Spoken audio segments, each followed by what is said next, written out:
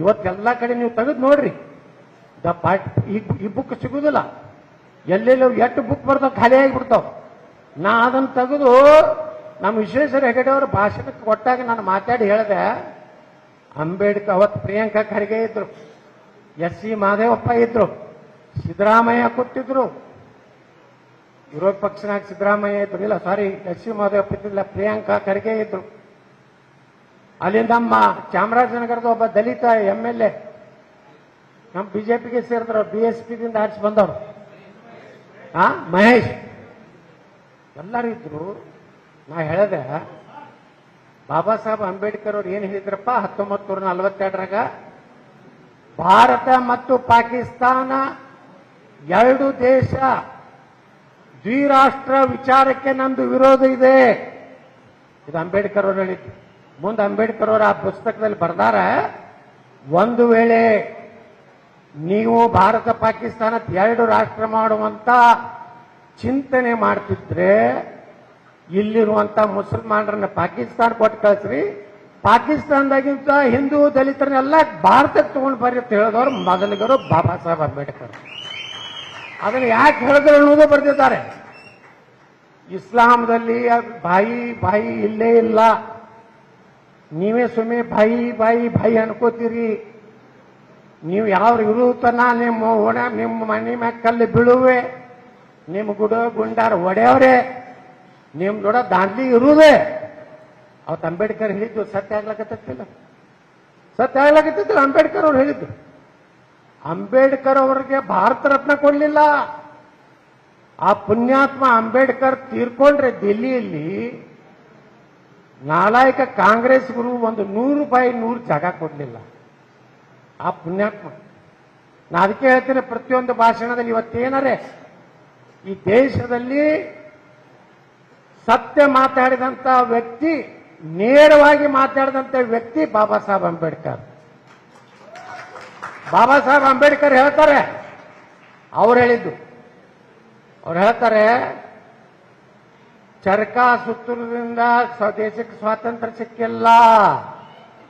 ಈ ದೇಶಕ್ಕೆ ಏನಾದ್ರು ಸ್ವಾತಂತ್ರ್ಯ ಸಿಕ್ಕಿದ್ರೆ ನೇತಾಜಿ ಸುಭಾಷ್ ಚಂದ್ರ ಬೋಸ್ರಂತ ಉಗ್ರವಾದಿಗಳಿಂದ ಅನ್ನುವಂತ ಮಾತನ್ನು ಬಾಬಾ ಸಾಹೇಬ್ ಹೇಳಿದ್ದಾರೆ ಬಂದಾಗ. ಇವತ್ತು ನಾವು ಏನು ಬದಲಾವಣೆ ಮಾಡಿ ಅಂಬೇಡ್ಕರ್ ಅವ್ರದ್ದು, ಇವತ್ತು ವಕಫ್ ಇಲ್ಲಪ್ಪ, ನಾವು ಅದನ್ನ ವಕಫ್ ಅನ್ನ ತೆಗಿತೀವತ್ತು ನಮ್ಮ ಪ್ರಧಾನಮಂತ್ರಿಗಳು ಹೇಳ್ಯಾರ. ತಪ್ಪೈತೇನ್ರಿ ಪ್ರಧಾನಮಂತ್ರಿಗಳದು? ಪ್ರಮೋಷನ್ದಾಗ ಮೀಸಲಾತಿ ಕೊಟ್ಟವರು ವಾಜಪೇಯಿ ಸರ್ಕಾರ, ದಲಿತರಿಗೆ ಎಸ್.ಟಿ. ಜನಾಂಗ. ಇವತ್ತು ನೋಡ್ರಿ ಕರ್ನಾಟಕದಲ್ಲಿ ಒಳ ಮೀಸಲಾತಿ ಬಂದಾಗ ಎಸ್ಟಿಗೆ ಹೆಚ್ಚು ಮಾಡಿದವ್ರು ಯಾರು? ಬೊಮ್ಮಾಯಿ ಸರ್ಕಾರ ನಮ್ಮದು. ಹೌದಾ ಇಲ್ಲ? ಒಪ್ತಿರಿಲ್ಲೋ? 3% ಇತ್ತಲ್ರಿ ನಮ್ಮ ಎಸ್.ಟಿ. ಜನಾಂಗಕ್ಕೆ. ಈಗ ಎಟ್ಟದ ನಾವು ಮಾಡಿದವ್ರಲ್ರಿ. ಬಂಧುಗಳೇ, ಇದನ್ನ ಎಲ್ಲ ಸಮುದಾಯ ತಿಳ್ಕೋಬೇಕು. ಯಾವಾಗ ಅಂಬೇಡ್ಕರ್ ಅವರಿಗೆ ಭಾರತ ರತ್ನ ಕೊಡ್ಲಿಲ್ಲ ನೋಡ್ರಿ, ಪಂಡಿತ್ ಜವಾಹರ್ಲಾಲ್ ನೆಹರು ಪ್ರಧಾನಮಂತ್ರಿ ತಾನೇ ಭಾರತ ರತ್ನ ತಗೊಂಡ, ತನ್ನ ತಾಯಿಗೆ ಕೊಳ್ಳಾಗ ಹಾಕೊಂಡ್ಬಿಟ್ಟ ಭಾರತ ರತ್ನ. ಅಲ್ಲಿಂದ ಯಾರು ಬಂದ್ರು? ಇಂದಿರಾ ಗಾಂಧಿ ಬಂದ್ರು, ಆಕಿನೂ ತಾನೇ ಹಾಕೊಂಡು ಕೂತ್ಬಿಟ್ಟ. ಅವರೇ ಚಪ್ಪಾಳೆ ಹಿಡಿದು ಶ್ರೀಮತಿ ಇಂದಿರಾ ಗಾಂಧಿಗೆ ಭಾರತ ರತ್ನ ಕೊಳ್ಳಲಾಯಿತು, ಹೊಡಿದು ಹಾರ ಹಾಕು. ಮುಂದೆ ರಾಜೀವ್ ಗಾಂಧಿ ಬಂದ, ಅವನು ಭಾರತ ರತ್ನ. ವಾಜಪೇಯಿ, ಅದ್ವಾನಿದ್ದಂತ ಮೊರಾರ್ಜಿ ಭಾಯ್ ದೇಸಾಯಿ ಕಾಲಕ್ಕೆ ಇವತ್ತು ಭಾರತ ರತ್ನ ಡಾಕ್ಟರ್ ಬಾಬಾ ಸಾಹೇಬ್ ಅಂಬೇಡ್ಕರ್ ಸಿಕ್ಕಿದ್ದು ಅನ್ನೋಂಥದ್ದು ಎಲ್ಲರೂ ನೆನಪಿಡ್ಬೇಕು. ಇವತ್ತೇನಾರೇ ಬಾಬಾ ಸಾಹೇಬ್ ಅಂಬೇಡ್ಕರ್ ನೀವು ಹೋಗ್ರಿ, ದಿಲ್ಲಿಗೆ ನಾವು ಹೋಗಿದ್ದೆ ಅವ್ರ ಮನೆಗೆ, ಇಲ್ಲಿ ಅವ್ರ ಕೊನೆ ಉಸಿರು ಎಳೆದಾರಲ್ಲ ಆ ಮನೆಗೆ ಹೋಗ್ರಿ, ಅದನ್ನ ಮ್ಯೂಸಿಯಂ ಮಾಡ್ಯಾರ ಬಾಬಾ ಸಾಹೇಬ್ ಅಂಬೇಡ್ಕರ್. ಯಾರು? ನರೇಂದ್ರ ಭಾಯಿ ಮೋದಿ ಅವರು. ಅವ್ರು ಲಂಡನ್ದಲ್ಲಿ ಕಲಿತ ಏನೊಂದು ರೂಮ್ ಇತ್ತು, ಅದನ್ನ ಜೀರ್ಣೋದ್ಧಾರ ಮಾಡ್ಯಾರ. ಆ ಪುಣ್ಯಾತ್ಮ ಬಾಬಾ ಸಾಹೇಬ್ ಅಂಬೇಡ್ಕರ್ ಅವರಿಗೆ ಅಂತ್ಯಕ್ರಿಯೆಗೆ ಜಾಗ ಕೊಡ್ಲಿಲ್ಲ ದಿಲ್ಲಿಯಲ್ಲಿ. ಅಷ್ಟೇ ಅಲ್ಲ, ಅವರ ಪಾರ್ಥಿವ ಶರೀರವನ್ನ ಮುಂಬೈಗೆ ತರಲಿಕ್ಕೆ ವಿಮಾನ ಕೊಡ್ಲಿಲ್ಲ. ಅಂಬೇಡ್ಕರ್ ಅವ್ರದ್ದು ಒಂದು ಕಾರ್ ಇತ್ತು, ಆ ಕಾರ್ ಮಾರಿ ಅಂಬೇಡ್ಕರ್ ಅವರ ಹಿಂದಿರೋರು ಇಂಡಿಯನ್ ಏರ್ಲೈನ್ಸ್ಗೆ ರೊಕ್ಕ ತುಂಬಿ ಬಾಬಾ ಸಾಹೇಬ್ ಅಂಬೇಡ್ಕರ್ ಅವ್ರನ್ನ ಮುಂಬೈಗೆ ತಗೊಂಡು ಬರ್ತಾರೆ. ಅವ್ರ ಅಂತ್ಯಕ್ರಿಯೆ ಎಲ್ಲಿ ಮಾಡ್ತಾರೆ? ಚೌಪಾಟಿಯಲ್ಲಿ. ಎಲ್ಲಿಯೂ ಅವ್ರದ್ದೇನೂ ನೆನಪು ಉಳಿಬಾರ್ದತ್ತ ಒಂದು ಚೌಪಾಟಿಯಲ್ಲಿ ಸಮುದ್ರ ದಂಡೆಯಲ್ಲಿ ಅಂತ್ಯಕ್ರಿಯೆ ಆಗ್ತದೆ. ಈ ಅಯೋಗ್ಯರು ನಮಗೆ ಹೇಳ್ತಾರೆ ನಾವು ಅಂಬೇಡ್ಕರ್ ವಿರೋಧಿ, ಸಂವಿಧಾನ ವಿರೋಧಿ. ಇದು 8 ದಿವಸ ನಾಟಕ ಕಂಪನಿ ನಡೀತಿದ್ದು. ಅದು ರಾಹುಲ್ ಗಾಂಧಿಗೆ ಅದು ಏನು ಗುರ್ತಲ್ಲ. ಸೋನಿಯಾ ಗಾಂಧಿಗೆ ಏನು ಗುರ್ತೈತ್ರಿ?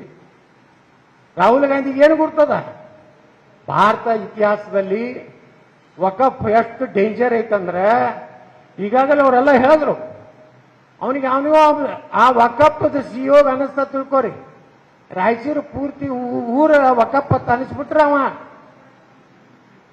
ಎಂಟ್ರಿ ಮಾಡಿಬಿಡು. ಅವ ಡಿಸಿಗೆ ಬರ್ತಾರೆ. ಡಿಸಿಗೂ ಏನು ಪವರ್ ಇಲ್ಲ, ತಹಸೀಲ್ದಾರ್ಗಿಲ್ಲ, ಎಸಿಗಿಲ್ಲ, ಡಿಸಿಗಿಲ್ಲ, ಡಿಸ್ಟಿಕ್ ಕೋರ್ಟಿಗಿಲ್ಲ, ಹೈಕೋರ್ಟ್ಗಿಲ್ಲ, ಸುಪ್ರೀಂ ಕೋರ್ಟ್ಗಿಲ್ಲ.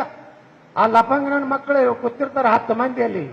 ಮುತುವಲ್ಲಿ ಅವನು ಸಿಇಒನು ಸಾಹಬನೇ, ಜಡ್ಜನು ಸಾಹಬನೇ, ಪ್ಯೂನು ಸಾಹಬ. ಅಲ್ಲಿ ಹೋಗಿ ನಮ್ಮ ರೈತನಿಗೆ ಕೈ ಕಟ್ಕೊಂಡು ಇಲ್ಲಿ ಮುಸಲ್ಮಾನರು ಆಸ್ತಿ ಹೋಗ ಅರ್ಧ ಮಂದಿ ಅವರೇ ಕೊಟ್ರಿ. ಈಗ ಮುಸಲ್ಮಾನ್ರೆ ಅವ್ರ ಗಟ್ಟಿ ಉಳಿದಾರ. ಈಗ ನಾಳೆ ಏನ್ ಮಾಡ್ತಾ ಗೊತ್ತಿಲ್ಲ. ಅವ್ರದ್ದು ಅಟ್ಟೆ ಆಸ್ತಿ ಬಿಟ್ಟು ನಮ್ಮ ಹಿಂದೂಗಳದ್ದು ಅಟ್ಟೆ ಹೊಡ್ಕೊಟ್ರಿ ಏನ್ ಮಾಡೋದು?